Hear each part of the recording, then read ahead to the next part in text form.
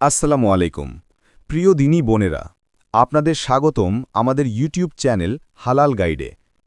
আজকে আমরা পড়ব হিজাব আমার পরিচয় বইয়ের পর্ব ৮। চলুন শুরু করি।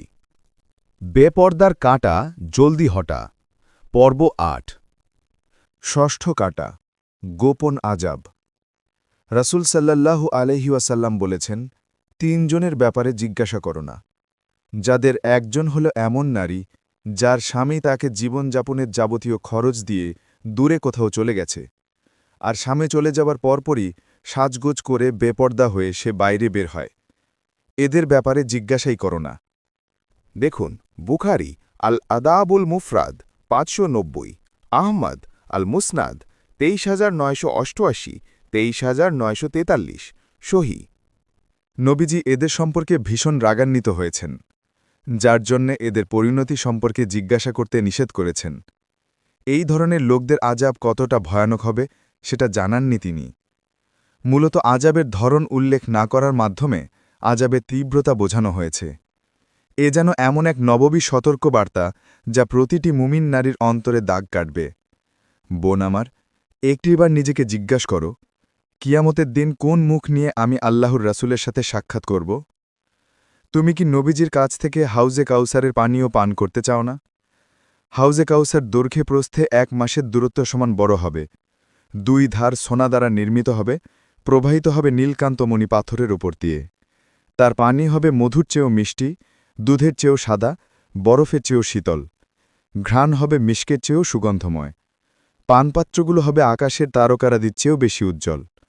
যে ব্যক্তি ওখান থেকে ১ ঢোক পানি পান করবে সে আর কখনো তৃষ্ণার্ত হবে না, আর যে সেখান থেকে বঞ্চিত রবে এর পরে সে আর কখনোই পরিতৃপ্ত হবে না। দেখুন, হাইসামি মজমাউজ জাওয়ায়েদ ১০/৩৬৪, আহমদ আল মুসনাদ ৩৭৮৭, ৫৯১৩, ১৯৮০৪, তিরমিজি ৩৩৬১, সহি। সেদিন সকল মানুষ জড়ো হবে হাউজে কাউসারের কাছে। সকলেই থাকবে পিপাসিত, পানি পানি বলে চিৎকার করতে থাকবে লোকজন। ওই সময়টাতে নবীজি নিজ হাতে হাউজে কাউসার থেকে পানি পান করাবেন। তখন সবার হৃদয় আনন্দে ভরে উঠবে। চারিদিকে শুধু আনন্দ আর সুখের অনুভূতি। আনন্দের আতিশয্যে চোখ বেয়ে নেমে আসবে প্রশান্তির অশ্রুধারা।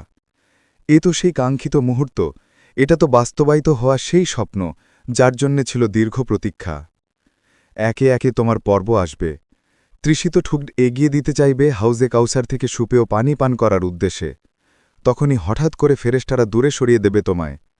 নবী সাল্লাল্লাহু আলাইহি ওয়াসাল্লাম দয়ার সুরে বলবেন, তাকে ছেড়ে দাও, তাকে ছেড়ে দাও, সে তো আমার উম্মাত। ফেরেশতারা বলবে, মুহাম্মদ, তোমার জানা নেই তুমি চলে আসার পর সে নতুন কি কি করেছিল। সাথে সাথে নবীজির দয়া রূপান্তরিত হবে ক্রোধে।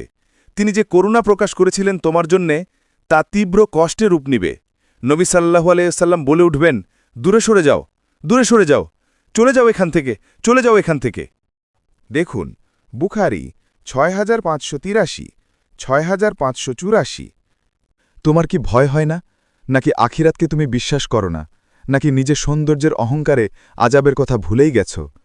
আল্লাহর কসম করে বলছি, যদি অহংকার দেখিয়ে আমার কথাগুলো এড়িয়ে যাও তাহলে তুমি ধ্বংস হয়ে যাবে। নিজের মধ্যে লুকানো মুনাফিকি স্বভাবের কারণে জাহান্নামের অতলতলে ঠাঁই হবে তোমার। নবী সাল্লাল্লাহু আলাইহি ওয়াসাল্লাম বলেছেন, তোমাদের মাঝে সবচেয়ে নিকৃষ্ট নারী হচ্ছে সৌন্দর্য প্রকাশকারী বেপর্দা ও অহংকারী নারী। এরাই মুনাফিক নারী। সাদা ডানাবিশিষ্ট কালো কাকের মতো এরা জান্নাতে প্রবেশ করবে।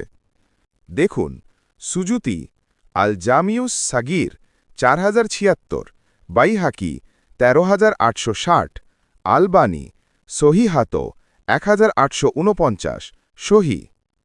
অর্থাৎ এ প্রজাতির কাক যেমন বিরল, তেমনি বেপর্দা ও অহংকারী নারীরাও খুব সামান্য সংখ্যকই জান্নাতে প্রবেশ করবে। সপ্তম কাটা, শত্রুকে সহযোগিতার অপরাধ। ইয়াহুদীদের পরিকল্পনা হচ্ছে মুসলিমদের হাতেই ইসলামের ক্ষতি করা। ওরা শারিয়ার বিধানগুলো মূল্যহীন করে দিতে চায়। ইবাদতের মধ্যেকার আত্মিক প্রশান্তি, চারিত্রিক উন্নতি, অশ্লীল কাজ থেকে বিরত থাকার যে শিক্ষা, সেটা যেন মুসলিমরা অনুধাবন করতে না পারে, সেজন্যই কাজ করে যাচ্ছে ওরা।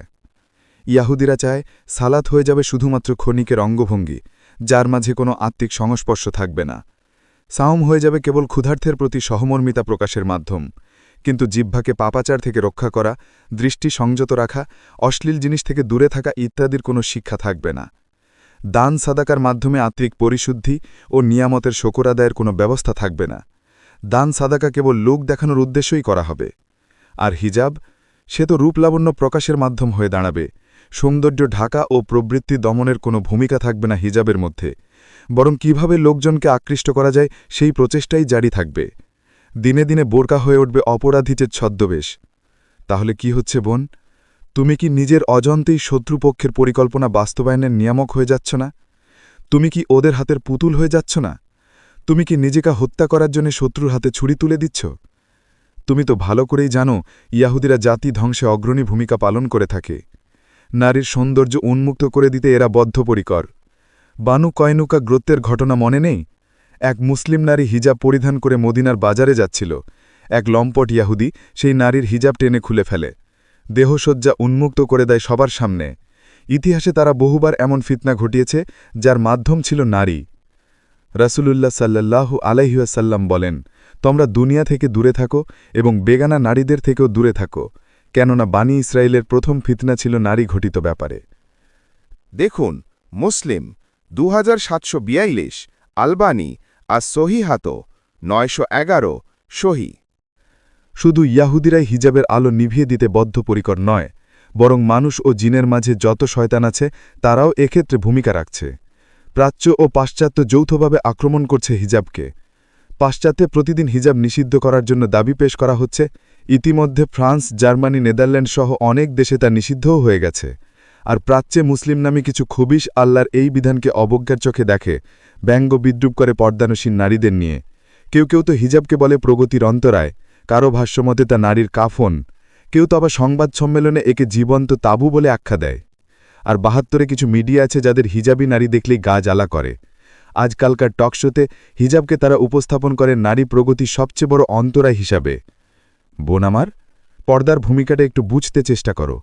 ইয়াহুদি আর তাদের দোসররা যে নিকৃষ্ট আদর্শ প্রচার করে তার বিপরীতে আমি উত্তম জিনিসের দিকে তোমায় ডাকছি। তারা যে ফিতনা আর অশ্লীলতা ছড়াচ্ছে, আমি চাই সেটা সমূলে উৎপাটন করে দিতে।